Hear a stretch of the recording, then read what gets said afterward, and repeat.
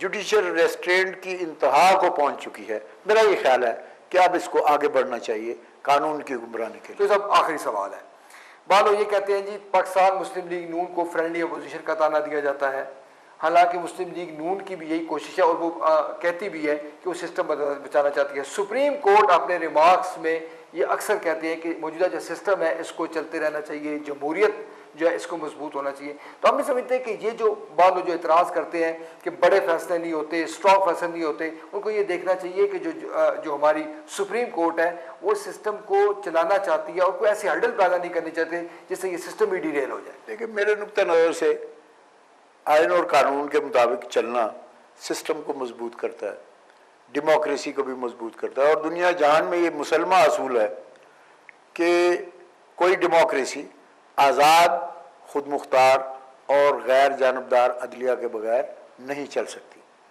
लिहाजा मेरे नुक्ते नज़र से सुप्रीम कोर्ट या किसी भी अदालत को ये कहने की कतई ज़रूरत नहीं कि हम सिस्टम को डिरेल नहीं होने देंगे। ये पॉलिटिशियंस का काम है, ये अदालतों का काम नहीं है। अदालतों का काम आइन और कानून के मुताबिक फैसले करना है। अब उसके कॉन्सिक्वेंसेस जो हैं वो मुस्बत ही होंगे जब आइन और कानून के मुताबिक चलेंगे। मेरा ये ख्याल है ऐसी ऑब्जर्वेशंस की कतई ना कोई गुंजाइश है, ना ज़रूरत है। पिछले दिनों ये खबरें आनी शुरू हुई कि प्राइम मिनिस्टर साहब चीफ जस्टिस साहब को मिलने चले गए थे। जो सुप्रीम कोर्ट बार एसोसिएशन का डिनर था जनाब जावेद इकबाल साहब की रुखसती पे, तो उसमें भी क्या सराहियाँ हुई। मैंने पहले भी ये कहा था कि ना चीफ जस्टिस साहब का के मनसब में प्राइम मिनिस्टर या एग्जीक्यूटिव के किसी आदमी से मिलने की गुंजाइश है, और ना ही प्राइम मिनिस्टर को ये हक पहुंचता है कि वो अदलिया के अंदर आकर अपना इंटरेक्शन जो है वो बढ़ाएं।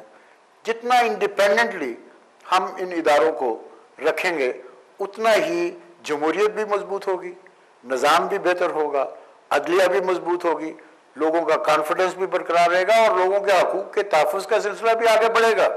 मैं ये समझता हूँ कि ये जो सूरत हाल जिसमें आज हम उलझे हुए हैं उसका एक ही हल है कि आइन और कानून के मुताबिक चलिए।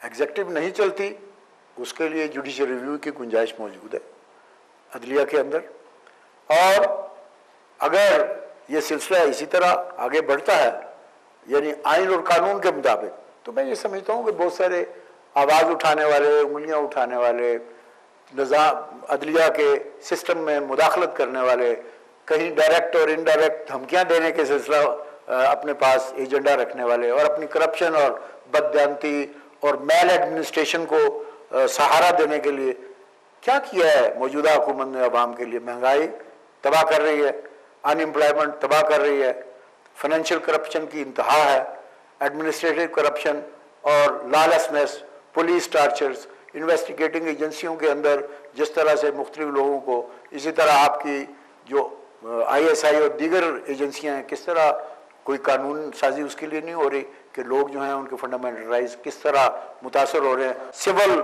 इदारों में करप्शन है। आप इस सारी चीज़ पे हुकूमत वक्त ने क्या किया? द आंसर इज नील।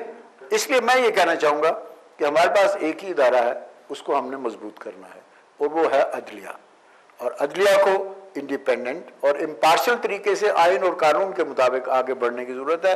यही अदलिया की अपनी बका, यही आइनी यानी रिक्वायरमेंट भी है आर्टिकल 7 की, जिसमें इसको सुपरवाइजरी रोल भी दिया गया, मुख्तलिफ एग्जेक्टिव एक्ट्स को देखने का, कानून की इंटरप्रिटेशन, आइन की इंटरप्रिटेशन और दीगर फैसले देने का। मेरा ये ख्याल है कि हम सबको, तमाम इदारों को आइन और कानून के अंदर रहकर अपना अपना किरदार अदा करना है। इसी में हमारे मुल्क सुप्रीम कोर्ट के सीनियर वकील इकराम चौधरी साहब और कॉलमेट साहब की का बहुत शुक्रिया। हमारे प्रोग्राम वक्त खत्म हो गया। Thank you.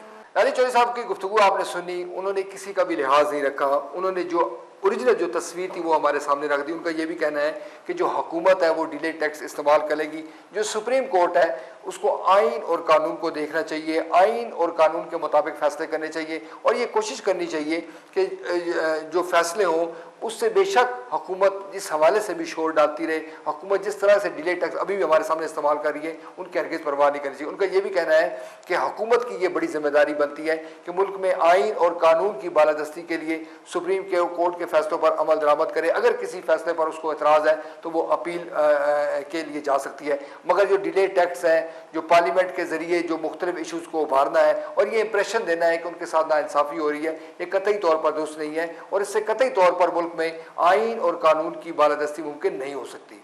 इसी के साथ अपने मेज़बान ज़हीरुद्दीन बाबर को इस्लामाबाद से इजाज़त दीजिए। अल्लाह हाफ़िज़।